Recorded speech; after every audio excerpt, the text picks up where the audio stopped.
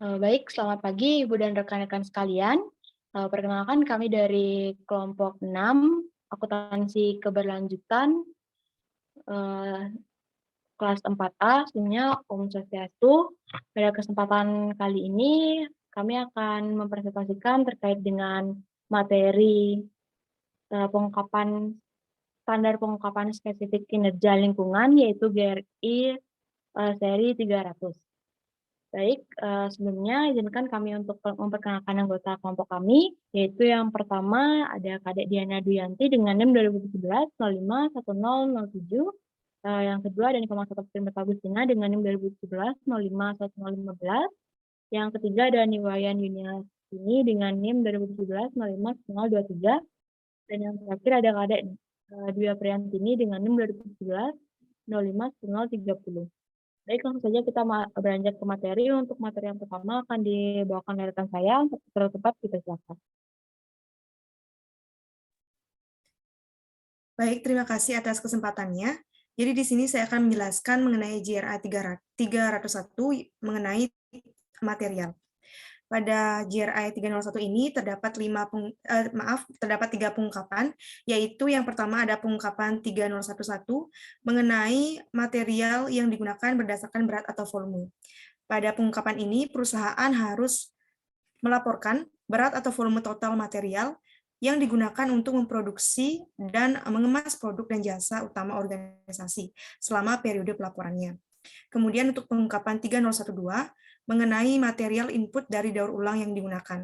Pada bagian ini perusahaan harus melaporkan mengenai persentase dari material input dari daur ulang yang digunakan untuk memproduksi produk dan jasa utama organisasi. Kemudian yang ketiga yaitu ada pengungkapan 3013 mengenai produk reclaim dan material kemasannya. Pada pengungkapan ini, perusahaan harus melaporkan persentase produk reclaim dan material kemasannya untuk setiap kategori produk, serta mengungkapkan bagaimana data untuk pengungkapan ini dikumpulkan. Baik, untuk selanjutnya yaitu mengenai JRI 302 energi. Terdiri dari 5 pengungkapan. Yang pertama yaitu pengungkapan 3021 mengenai konsumsi energi dalam organisasi. Pada bagian ini, perusahaan harus melaporkan mengenai konsumsi bahan bakar total dalam organisasi dari sumber daya tidak terbarukan dan dari sumber daya terbarukan. Kemudian perusahaan juga harus melaporkan konsumsi energi total dalam organisasi, standar metodologi asumsi, dan alat penghitungan yang digunakan, serta sumber faktor konversi yang digunakan. Kemudian pengungkapan yang selanjutnya yaitu pengungkapan 3022 mengenai konsumsi energi di luar organisasi. Pada bagian ini, perusahaan melaporkan konsumsi energi total di luar organisasi, kemudian standar, metodologi, asumsi, dan alat penghitungan yang digunakan, serta sumber faktor konversi yang digunakan. Yang ketiga mengenai pengungkapan 3023 mengenai intensitas energi. Pada bagian ini, perusahaan melaporkan rasio intensitas energi untuk organisasi, serta metrik khusus organisasi. Selanjutnya ada pengungkapan 3024 mengenai pengurangan konsumsi energi. Pada bagian ini, perusahaan harus melaporkan jumlah pengurangan konsumsi, kemudian jenis-jenis energi yang termasuk dalam pengurangan tersebut. Kemudian untuk pengungkapan yang terakhir, yaitu pengungkapan 3025 mengenai pengurangan pada energi yang dibutuhkan untuk produk dan jasa. Pada bagian ini, perusahaan harus melaporkan pengurangan pada energi yang dibutuhkan, kemudian dasar untuk menghitung pengurangan konsumsi energi, serta standar, metodologi, asumsi, dan alat penghitungan yang digunakan. Baik, sekian materi yang bisa saya sampaikan. Untuk materi selanjutnya akan disampaikan oleh rekan saya.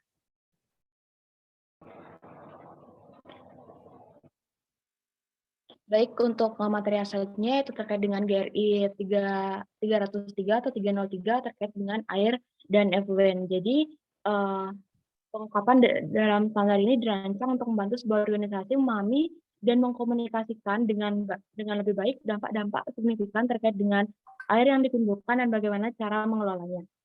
Di sini ada 3 pengungkapan topik spesifik, yaitu pengungkapan 303-3 terkait dengan pengambilan air, di mana volume pengambilan air dari wilayah yang mengalami stres air dapat mengidentifikasi dampak-dampak yang ditemukan organisasi di lokasi-lokasi yang sensitif.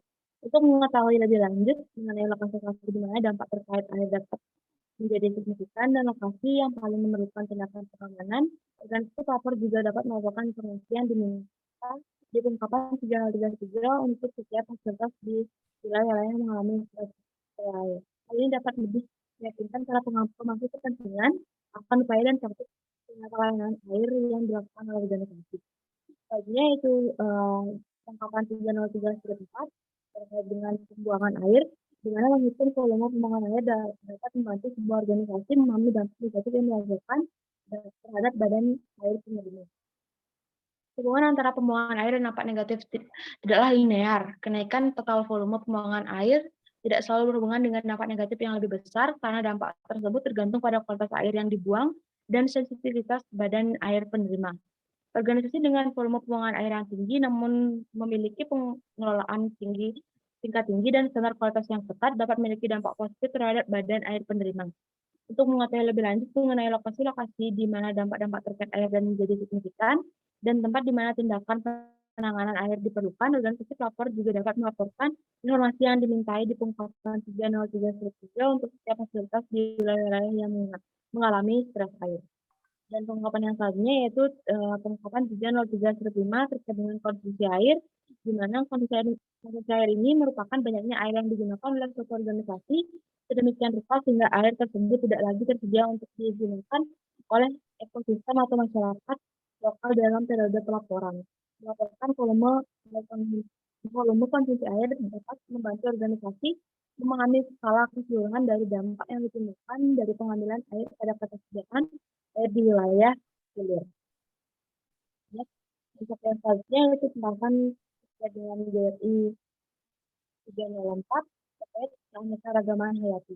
Jadi di sini ada 4 pengungkapan, yaitu yang pertama terkait dengan pengungkapan 304-1 yaitu lokasi operasional yang dimiliki, disewa, dikelola, atau berdekatan dengan kawasan lindung dan kawasan dengan nilai keanekaragaman hayati tinggi di luar kawasan lindung. Jadi pada pengungkapan ini memantau kegiatan mana yang sedang dilakukan di kawasan lindung dan kawasan dengan nilai keanekaragaman hayati tinggi di luar kawasan lindung sehingga memungkinkan organisasi untuk mengurangi risiko pada dampaknya. Hal ini juga memungkinkan organisasi untuk mengelola dampaknya pada keanekaragaman hayati atau untuk menghindari kesalahan manajemen. Selanjutnya yaitu pengungkapan 304-2 yaitu terkait dengan dampak signifikan dari kegiatan, produk, dan jasa pada keanekaragaman hayati. Pengungkapan ini memberikan latar belakang untuk memahami atau mengembangkan strategi organisasi untuk mengurangi dampak signifikan langsung dan tidak langsung pada keanekaragaman hayati. Dengan menyajikan informasi terstruktur dan berkualitas, pengungkapan memungkinkan perbandingan ukuran relatif, skala dan kualitas, dan sifat dampak sepanjang waktu serta di seluruh organisasi. Setiap kalinya pengungkapan 304-3 terkait dengan habitat yang dilindungi atau direstorasi. Jadi pengungkapan ini mengacu pada wilayah-wilayah di mana perbaikan telah selesai dilakukan atau wilayah yang dilindungi secara aktif. Wilayah operasi aktif masih dapat diikutsertakan jika wilayah-wilayah tersebut itu sesuai dengan definisi dari kawasan yang direstorasi atau kawasan yang dilindungi. Dan yang terakhir yaitu pengungkapan 304-4 terkait dengan spesies daftar merah IUCN dan spesies daftar konservasi nasional dengan habitat dalam wilayah yang terkena efek operasi.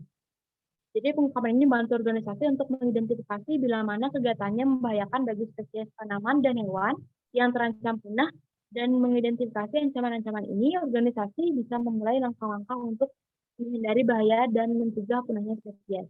Ini internasional untuk konservasi alam atau IUCN, daftar merah spesies yang terancam, atau inventaris status konservasi global spesies hewan dan tumbuhan, dan daftar konservasi nasional menjadi daftar otoritas mengenai sensitivitas habitat di wilayah-wilayah yang terkena akibat dari operasi dan mengenai kepentingan relatif habitat ini dari perspektif manajemen. Jadi untuk materi yang selanjutnya akan dibahas oleh rekan saya.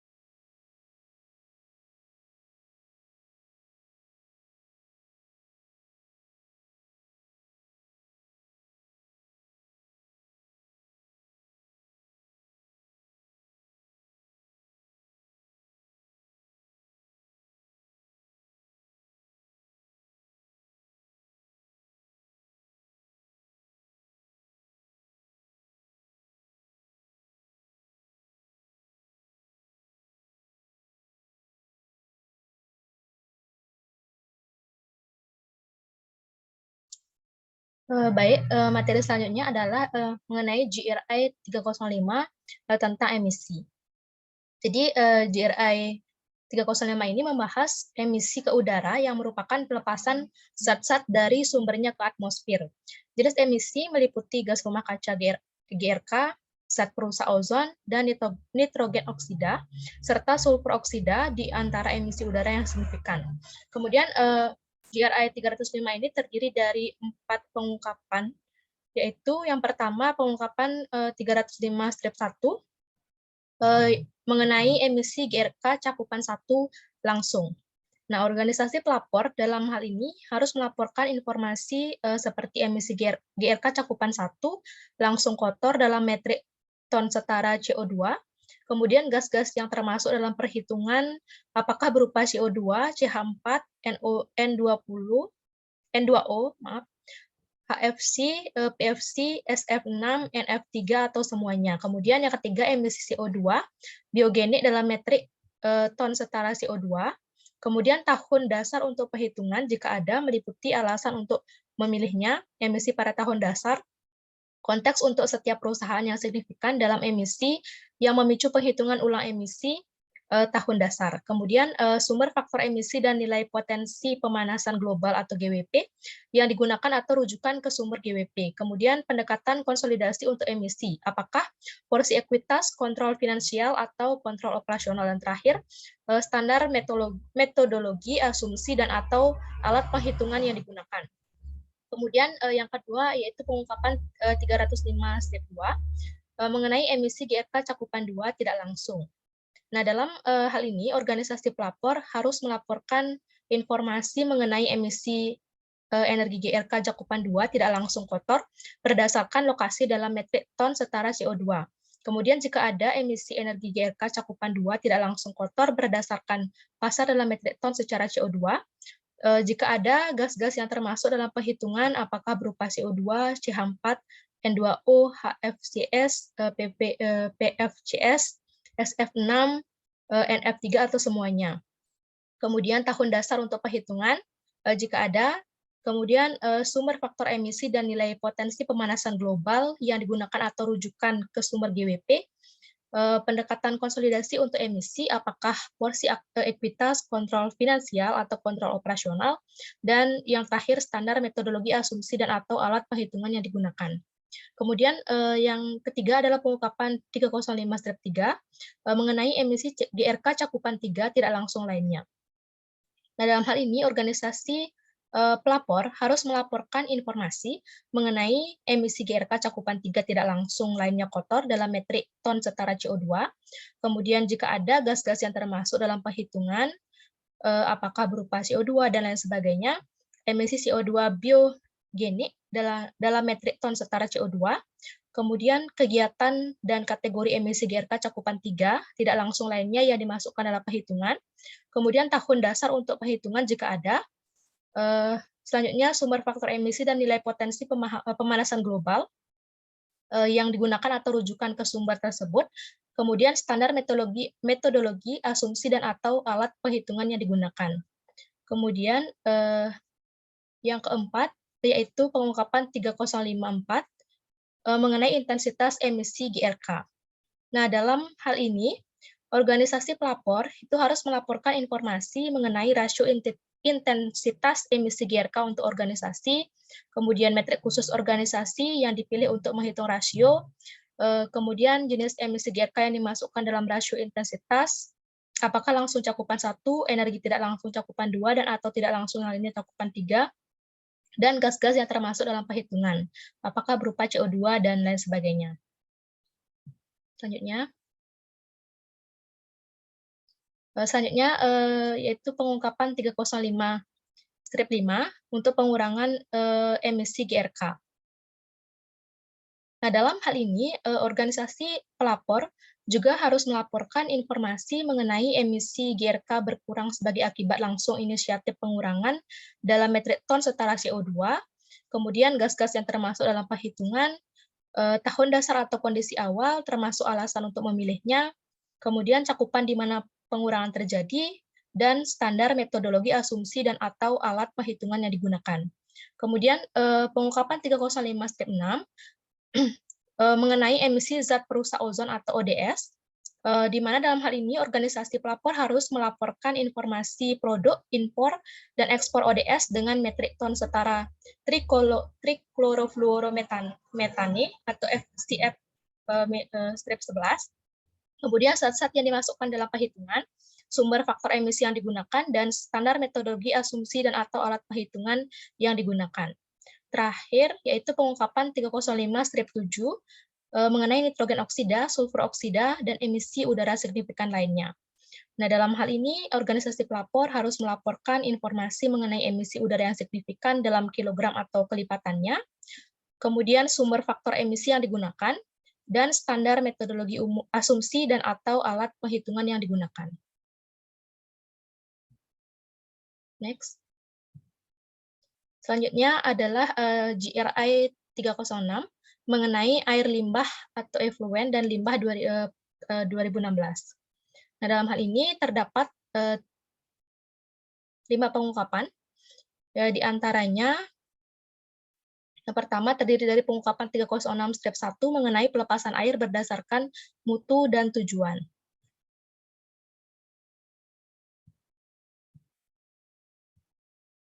Nah, dalam hal ini, organisasi pelapor harus melaporkan informasi mengenai volume total pelepasan air yang direncanakan dan tidak direncanakan berdasarkan tujuan, mutu air, termasuk metode pengolahan dan apakah air digunakan kembali oleh organisasi, dan standar metodologi dan asumsi yang digunakan. Kemudian pengungkapan 306 strip 2 mengenai limbah berdasarkan jenis dan metode pembuangan. Informasi mengenai metode pembuangan limbah mengungkapkan sejauh mana sebuah organisasi telah mengelola keseimbangan antara pilihan pembuangan dan dampak lingkungan yang tidak merata, seperti misalnya TPA dan daur ulang menciptakan jenis dampak lingkungan dan efek residual yang sangat berbeda. Kebanyakan strategi untuk meminimalisasi limbah menekankan pada opsi prioritas untuk digunakan kembali, didaur ulang, dan kemudian perolehan kembali atau recovery daripada opsi pembuangan lain untuk meminimalkan dampak ekologis. Kemudian pengungkapan 306 step 3 mengenai tumpahan yang signifikan, yaitu di mana dalam hal ini organisasi pelapor harus melaporkan informasi mengenai jumlah dan volume total tumpahan signifikan yang tercatat, informasi tambahan berikut untuk setiap tumpahan yang dilaporkan dalam laporan keuangan organisasi, dan dampak tumpahan yang signifikan. Kemudian pengungkapan 306 strip 4 mengenai pengangkutan limbah berbahaya, yaitu di mana dalam hal ini organisasi pelapor harus melaporkan informasi mengenai berat total untuk setiap hal seperti limbah berbahaya yang diangkut, limbah berbahaya yang diimpor, limbah berbahaya yang diekspor, dan limbah berbahaya yang diolah. Kemudian persentase limbah berbahaya yang dikirim secara langsung, dan standar metodologi dan asumsi yang digunakan. Kemudian yang terakhir, pengungkapan 306 strip 5 mengenai badan air yang dipengaruhi oleh pelepasan dan atau limpahan air.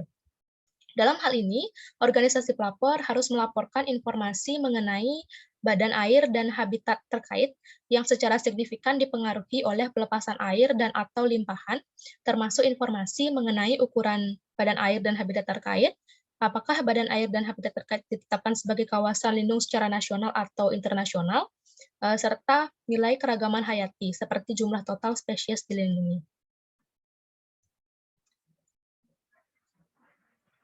Baik, sekian materi yang dapat saya sampaikan. Untuk materi selanjutnya akan dilanjutkan oleh teman saya. Terima kasih untuk kesempatannya. Saya akan menyampaikan materi dari teman saya, yaitu tentang JRI 306, yaitu 5 tahun 2020. Di sini terdapat 5 pengungkapan, yaitu pengungkapan pertama yaitu GRI 306 strip 1, yaitu timbulan limbah dan dampak-dampak yang signifikan terkait limbah.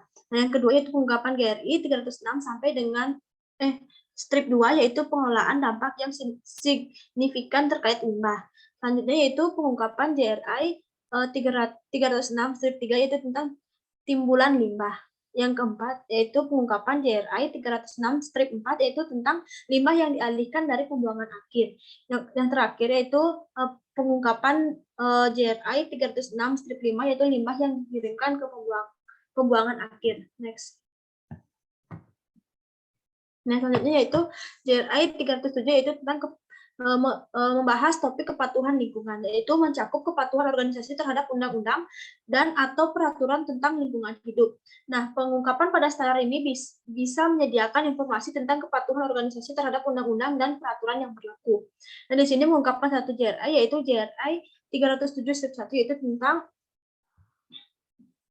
tentang ketidakpatuhan terhadap undang-undang dan peraturan tentang lingkungan hidup. Nah, ketidakpatuhan dalam sebuah organisasi dapat mengidentifikasi kemampuan manajemen untuk memastikan bahwa organisasi dilakukan sesuai dengan parameter kinerja tertentu. Dalam beberapa keadaan, ketidakpatuhan dapat menyebabkan adanya kewajiban untuk melakukan pembersihan atau liabilitas lingkungan lain yang mahal. Nah, catatan kepatuhan sebuah organisasi juga dapat berakibat pada kemampuannya untuk memperluas operasinya atau mendapatkan izin.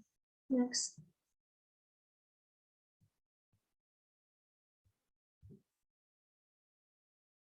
JRI 308 yaitu membahas tentang penilaian lingkungan pemasok. Nah, suatu organisasi mungkin terlibat dengan dampak baik maupun baik melalui kegiatan mereka sendiri atau sebagai akibat dari hubungan bisnis mereka dengan pihak lain. Nah, JRI ini mengungkapkan dua JRI yaitu JRI 308/1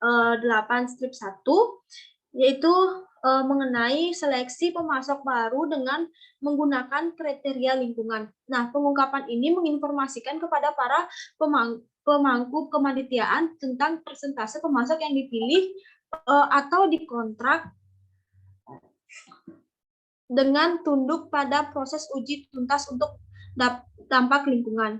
Nah, organisasi diharapkan untuk memulai uji tuntas sedini mungkin dalam pengembangan hubungan baru dengan pemasok. Nah, dampak mungkin bisa dicegah, atau dikurangi pada tahap penyusunan kontrak atau perjanjian lainnya, serta melalui kerjasama terus-menerus dengan pemasok. Nah, yang selanjutnya yaitu mengungkapkan JRI tentang 308/2 yaitu dampak lingkungan negatif dalam rangkai pemasokan dan tindakan yang telah diambil. Nah, pengungkapan ini menginformasikan para pemangku kepentingan tentang kesadaran organisasi akan dampak lingkungan negatif aktual dan potensial yang signifikan dalam rantai pemasokan. Next.